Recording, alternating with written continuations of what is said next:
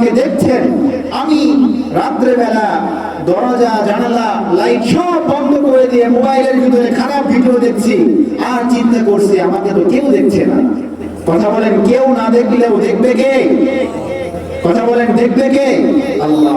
দুনিয়ার কেউ দেখবে না আপনাকে, দুনিয়ার কেউ দেখবে না। আপনি ঘরের ভিতরে সুদের লেনদেন করলেন, 3-4 জন শুধু সাক্ষী ছিল, আর কেউ সেখানে ছিল না। আপনি ভাবতেছেন যে আর তো কেউ দেখে নাই, আপনি ভাবতেছেন আর তো কেউ দেখে নাই। দুনিয়ার কোন মানুষ না দেখলেও একজন তো উপরে আছে, তিনি তো দেখবেন। কথা বলেন, ঠিক কি ঠিক না?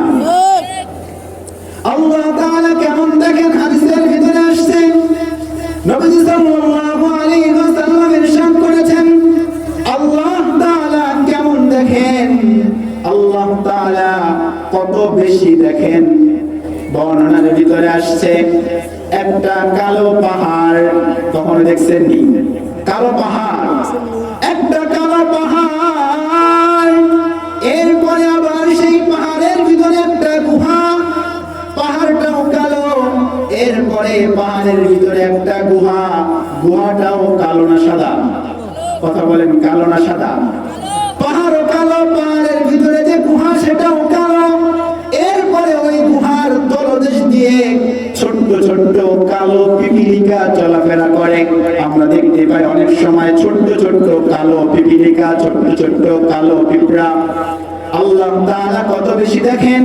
বর্ণনার ভিতরে আসছে, ওই যে কালো পাহাড়, ওই কালো পাহাড়ের ভিতরে যে কালো গুহা রয়েছে, ওই গুহার ভিতরে দিয়ে যে ছোট্ট ছোট্ট কালো পিপিলিকা চলাফেরা করে, আল্লাহ তাআলা ওই ছোট্ট ছোট্ট কালো পিপিলিকার পা কোন জায়গায় ফেলতেছে এটাও দেখেন। সুবহানাল্লাহ।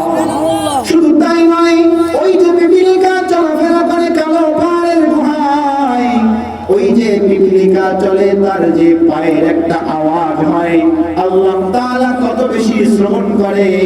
আল্লাহ তাআলা সূরাতুল কাহফের ভিতরে বলেন, আবসির বিহি ওয়া আসমিআ, আল্লাহ তাআলা সবচাইতে বেশি শ্রবণ করে এবং আল্লাহ তাআলা সবচাইতে বেশি দেখেন। ওই যে কালো পাহাড়ের গুহায় ছোট্ট ছোট্ট পিপিলিকা যে চলাফেরা করে, তাদের পদাঙ্ক, তাদের যে পায়ের আওয়াজ রয়েছে, এই আওয়াজটাও আল্লাহ তাআলা শোনেন। সুবহানাল্লাহ।